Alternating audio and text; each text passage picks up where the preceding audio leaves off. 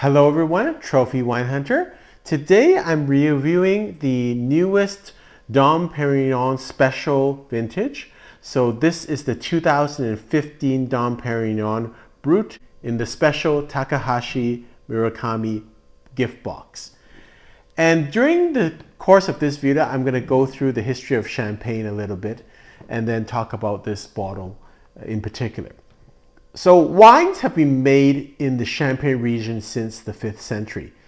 And at that time in the 5th century, most wine, even from the Champagne region, was done in a red wine style.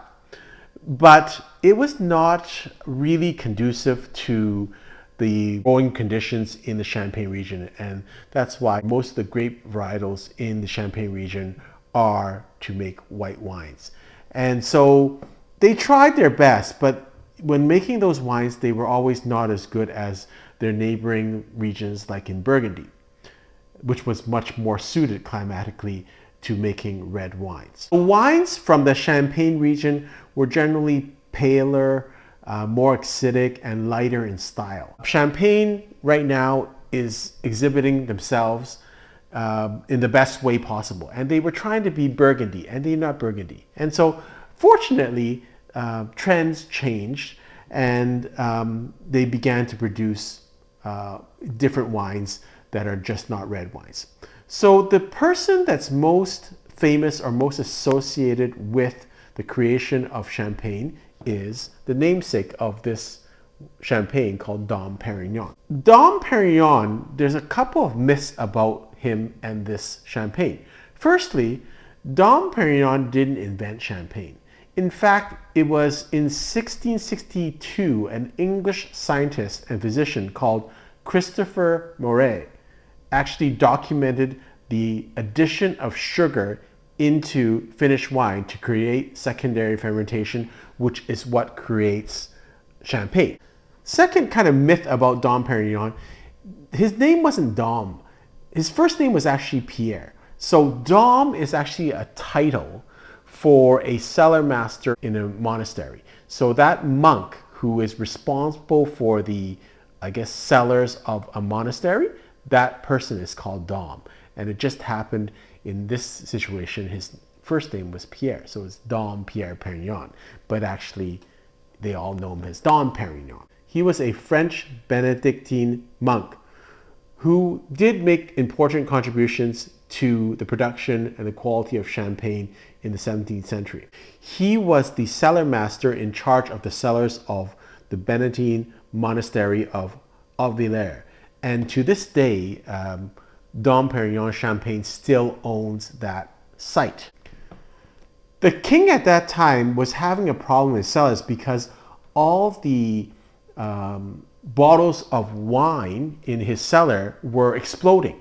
And in fact, Dom Perignon's job was not to make champagne, but actually to get rid of the bubbles and to figure out what happened. And so what happened was that there was yeast that was, because the cellars were heated, were growing. And that created carbonation, which caused the bottles to kind of explode.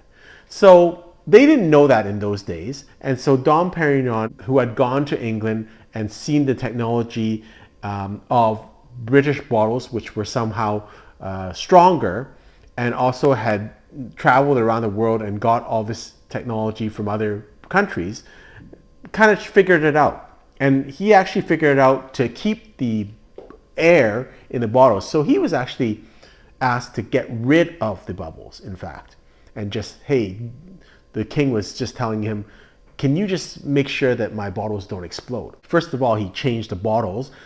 He used English glass, which was stronger. And then also he had better stoppers, which we now find today in the corks.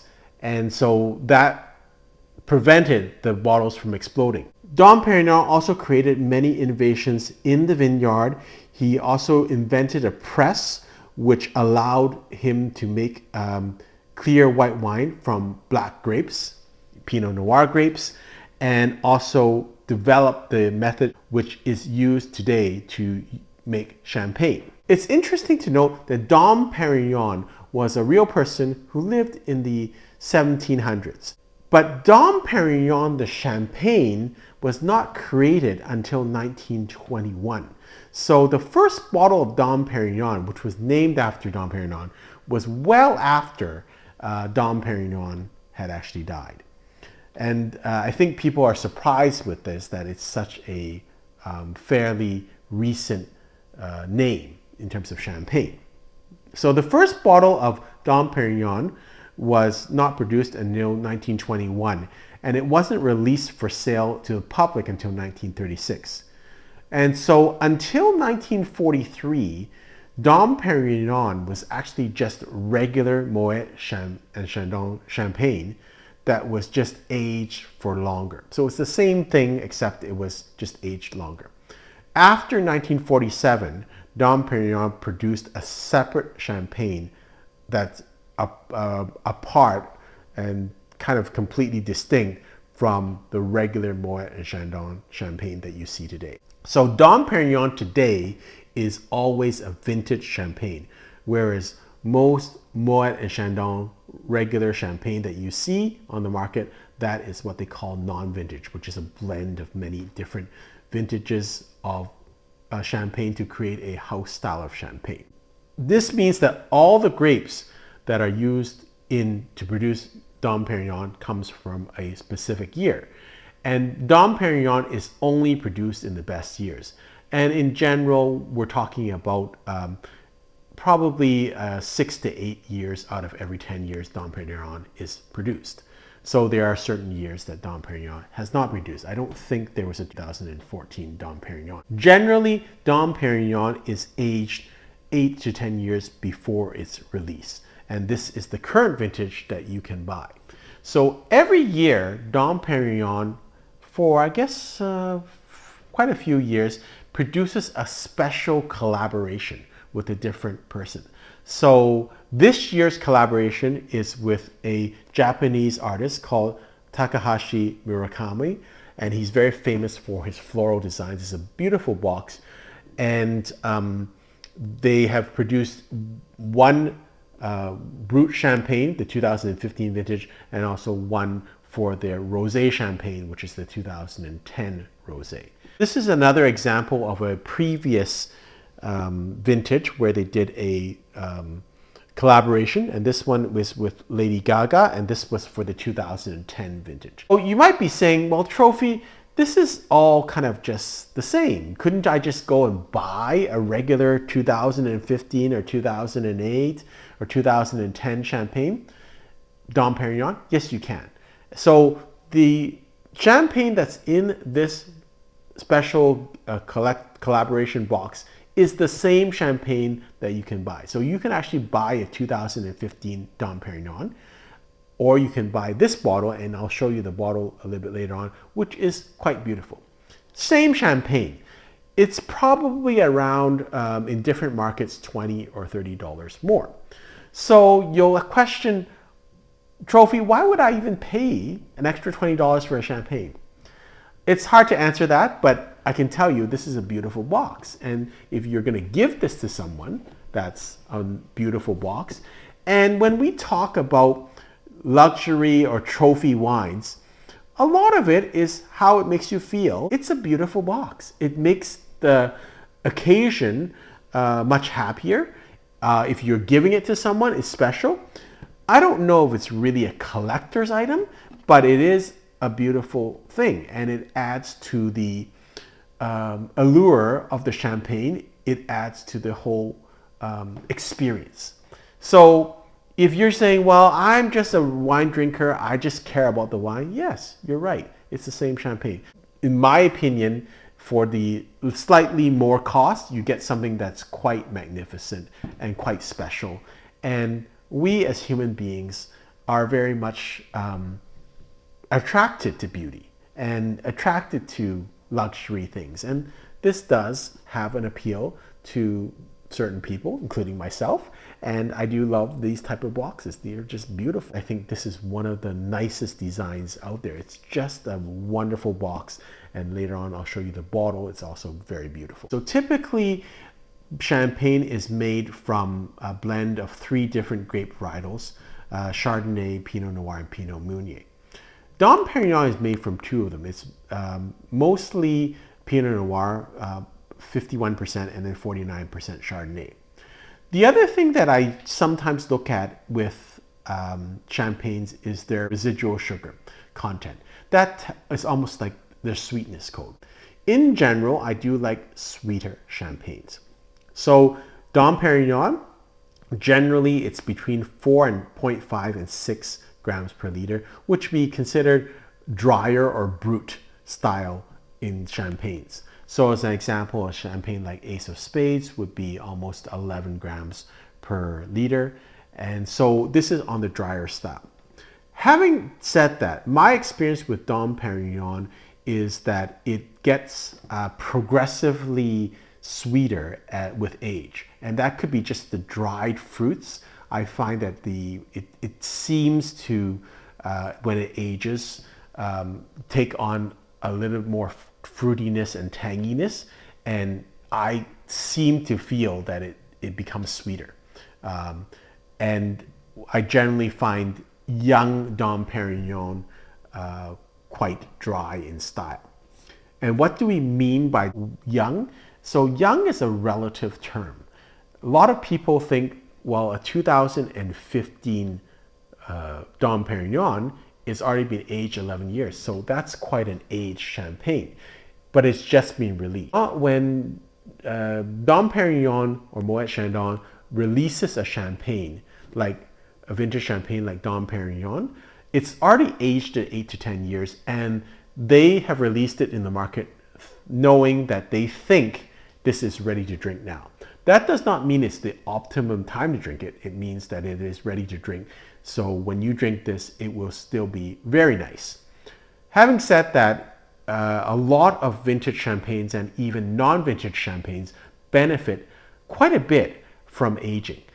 And it is quite a different experience when you taste a aged champagne. In general, you won't have as much effervescence or bubbles, but you will get a almost candied fruit tanginess to the champagne. So some people like that, some people don't. I definitely enjoy that. So in my books, I would say this is still a young champagne that hasn't hit its plateau, and it normally takes a little bit longer. So as an example, this champagne, which is the 2010 vintage, I think is almost at its drinking range. I would still age it a little bit longer.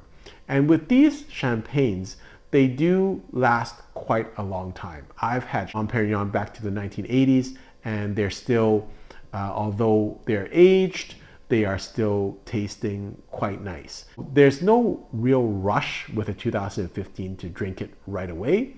And my suggestion is always, if you have the means, to have several bottles. I always like to, when I buy a champagne like this, taste it right away after I've purchased it, and then taste it again perhaps in 5 years and in 10 years or 15 years, depending on how many bottles you buy, just to follow the evolution of the wine. I think that evolution is really interesting.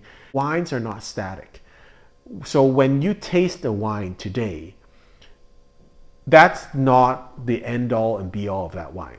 So if it's not tasting quite correct to you today, it could be that it's too young, and therefore you might need to age. And this is particularly true with trophy wines, and you will actually like it better if it puts on some age.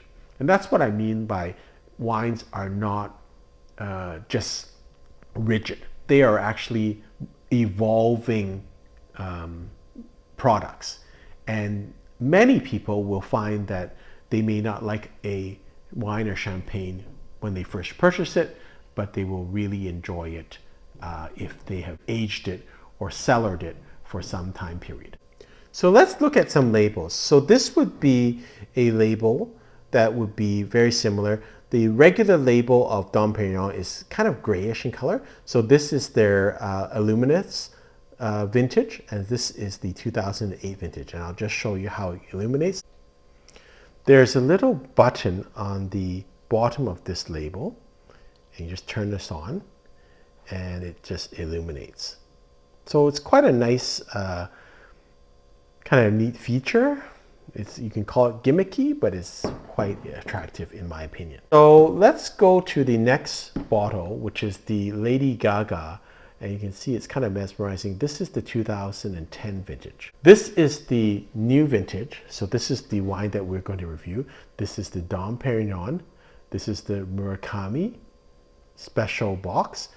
And look at the beautiful design.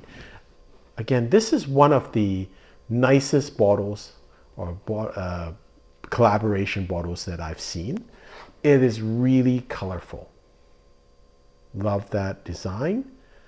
And then this is the actual bottle. And you can see on the bottle, it's got that bright flowers. And it doesn't take away, it says limited edition, doesn't take away from the actual champagne. The champagne is also very lovely. I do want to show you the color of the champagne. So you can see this is fairly light in color. As champagne ages, it will be much more darker in color, almost the amber yellow type color.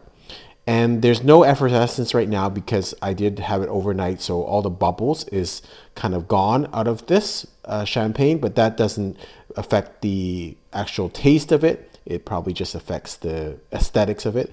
But I can assure you that when it came out, it was fine and it had lots of effervescence and bubbles. So let's taste the champagne. I had it last night with dinner with some oysters and then with a very simple salad. So I thought it paired quite well.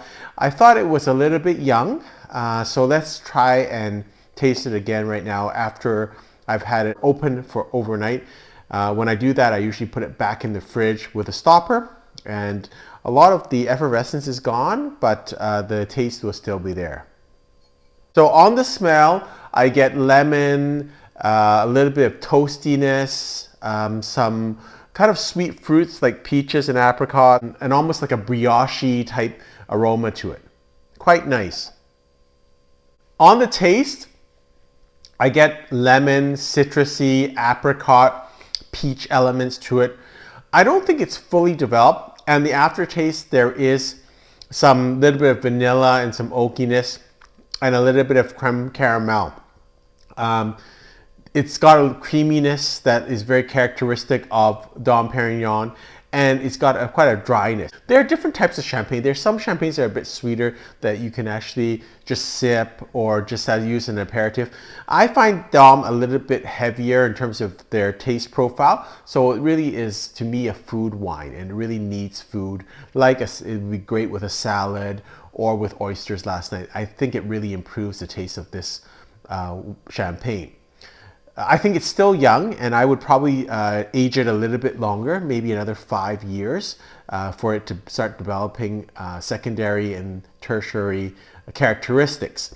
Very nice right now. I think some of the other wine experts rate it at 95, 96 points. I'm going to rate it 93 points, but again, these ratings are not static. It's right now at a moment in time, and for me it's 93 points, but I think it will get to the 95 point, 96 point level with further aging. Hope you've enjoyed this video. Until next time, happy drinking.